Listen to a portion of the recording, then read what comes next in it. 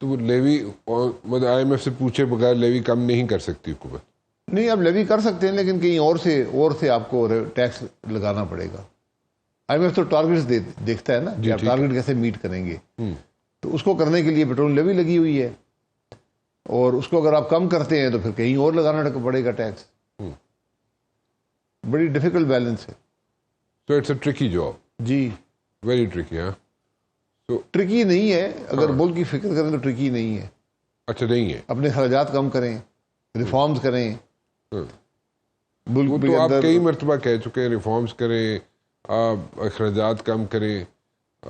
یہی مقصد، حکومت ایسی چلتی ہے نا. جی جب حکومت مشکل میں ہو، اس کے اخراجات پورے نہ ہو رہے ہوں، وہ ریفارمز کرتی ہے کہ کس طرح میں اپنے اخراجات کاٹ سکتے ہیں. ہمارے تو اخراجات بڑھتے جا رہے ہیں.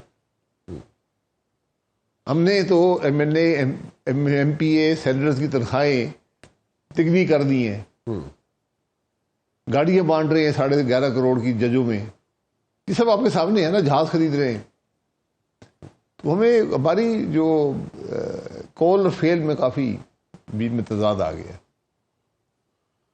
جو یہاں پہ پیسے جو ملے ہیں ہمیں، جو کہ ہمارے اسٹیٹ بینک میں آ جاتے ہیں، پارک ہو جاتے ہیں آ کے، جی اس سے ہمیں کتنا فرق پڑتا ہے؟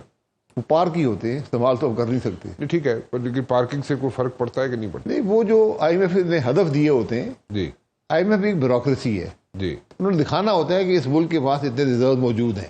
ٹھیک. تو کاغذی کارروائی ہے. اچھا. وہ بھی جانتے ہیں، ہم بھی جانتے ہیں کہ وہ پیسہ استعمال ہو نہیں سکتا. اس میں ہم انٹرسٹ پے کر رہے ہوتے ہیں، وہ ایک ایڈیشنل کاسٹ آ جاتی ہے. اچھا. یہ بس یہ کھیل ہے، چلتا رہتا ہے.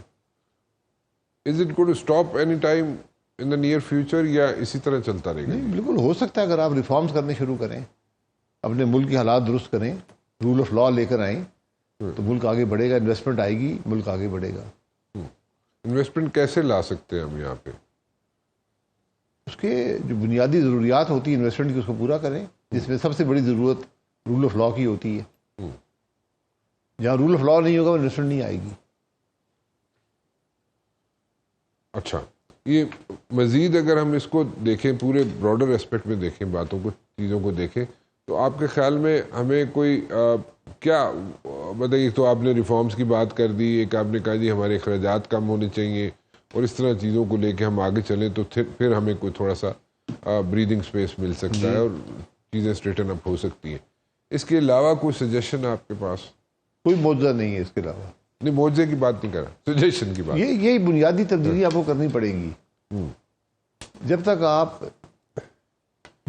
وسیع اور بنیادی تبدیلیاں نہیں کریں گے، ملک نہیں چلے گا. نظام کو آپ کو بدلنا ہوگا. اچھا، یہ انڈیا اور بنگلہ دیش میں جو ہے، انہوں نے پرائسز کیوں نہیں انکریز کی تیل کی؟ دیکھیں، ان کے اپنی پرائسنگ کے سٹرکچرز ہیں کہ وہ کس طرح پرائسنگ کر رہے ہیں. تو ان کی پیٹرولیم لیوی تو ہے نہیں، تو وہ اپنی جو بھی مارکیٹ پرائسنگ ہے اس کو کر لیتے ہیں.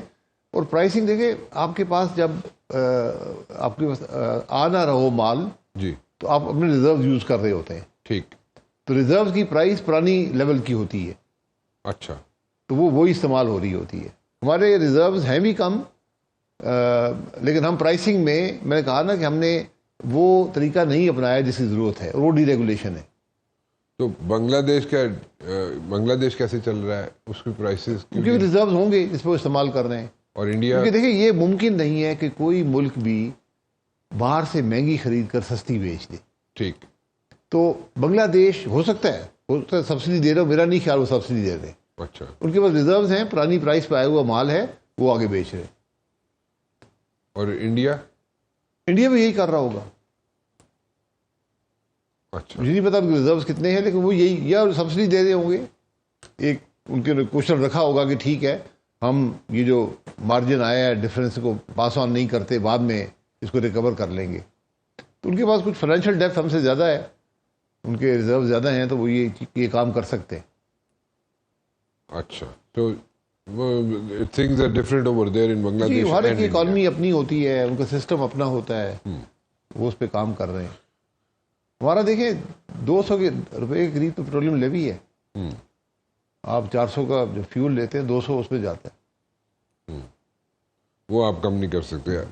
ابھی اب I M F is going to be like happy with us کہ ہم ان کے ٹارگٹس جو ہیں چلے پورے نہ میٹ کر سکتے ہوں، پھر بھی ہم ان کے ساتھ آئندہ آنے والے دنوں میں when we sit across the table with I M F team تو وہ ہمارے ساتھ کو خوش ہوں گے، کو ہمیں ایج ملے گا یا نہیں؟ وہ نیگوشیشنز ہوتے ہیں، خوشی کی بات نہیں ہے، نیگوشیشنز ہوتے ہیں، اور اس میں جو ٹارگٹس ہیں ان کو یقیناً وہ تھوڑا ایڈجسٹ کریں گے، کیونکہ ایک غیر معمولی حالات ہیں علاقے میں اور ملک کی دنیا کی معیشت میں، انرجی پرائسز بڑھ گئی ہیں.